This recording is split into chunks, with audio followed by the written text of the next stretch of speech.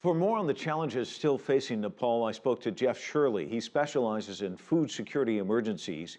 He's in charge of humanitarian policy and mobilizing resources at the UN's Food and Agriculture Emergency Division. He acknowledged at the start of our conversation that even before the quake, there was much suffering in Nepal. Nepal is well known to be one of the poorer countries in the world with a very low GDP per capita. In some of the parts of the country, chronic food insecurity, especially in these highland areas. And when the earthquake struck, it struck at a time that almost couldn't be worse as far as the agriculture and food security situation is concerned. So it took a difficult situation and compounded it, made it significantly more complex and difficult. Well, let's talk a little bit about the complexities, because you obviously come across a lot of death and destruction in your line of work. Each poses unique challenges when you come in after a disaster like this. But one headline I saw was Yaks, Helicopters Race Against Time. The piece was all about yaks, goats, old helicopters being employed to get food to the needy. So talk to me about this dual narrative about the degree of difficulty and the unique methods that are now being employed to get to these people.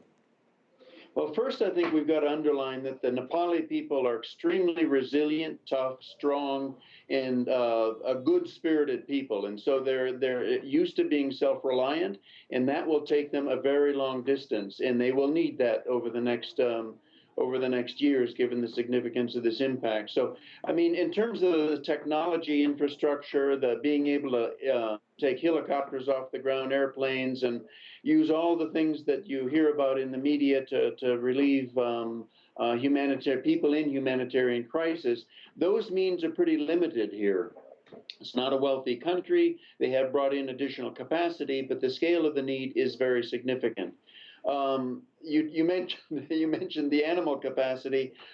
Yaks and many of the more remote areas, they simply do not have road access. And many of those communities, despite best efforts, have really not yet been reached by food, with shelter, with blankets, with medicines, and things like this. And so you've got a significant challenge on your hand when you've got a situation like that. Rescue and relief personnel expected to leave the country as the days progress. Tell us about the long march ahead for the survivors once they're gone. Yeah, that's going to be the real test because the earthquake struck at a time in which you had a standing wheat crop ready to be harvested in these areas. So you had wheat ready to take in. It was also the beginning of the period in which they were planting rice on another set of fields. And this happened kind of right between. So some of the challenges that we face on the agriculture and food security side is to try to capture as much of that wheat as possible, but to make sure that they really are able to meet this planting season for rice. And we're talking about the next 2 weeks maximum. And so it's very difficult to be able to get good quality rice seeds into the hands of these farmers when they live in households in which the livestock live downstairs. Their stores of rice seeds are in the room where they actually live. And when the house collapses, not just that the house is without, that the people don't have a roof.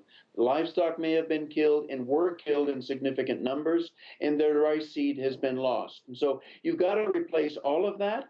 Then they have to harvest. Then they have to get back and establish a food production cycle. These are very significant challenges for any community.